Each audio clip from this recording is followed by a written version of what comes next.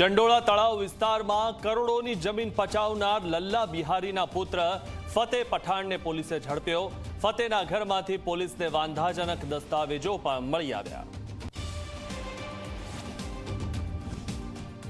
સુરત પાલિકાની સામાન્ય સભામાં શાસક પક્ષ અને વિપક્ષ આમને સામને।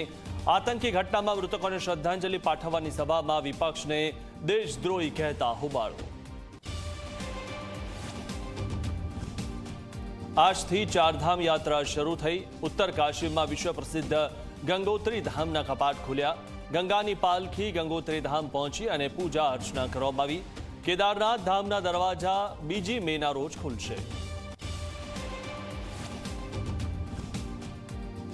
પહેલગામ હુમલા બાદ પીએમ મોદીની સુપર કેબિનેટ બેઠક। પહેલગામ હુમલા બાદ ભિખારી દેશ પાકિસ્તાનની થઈ ઊંઘ હરામ। પાકિસ્તાનના સૂચના મંત્રીએ અડધી રાત્રે ભારત 36 કલાકમાં હુમલો કરશે તેવો દાવો કર્યો।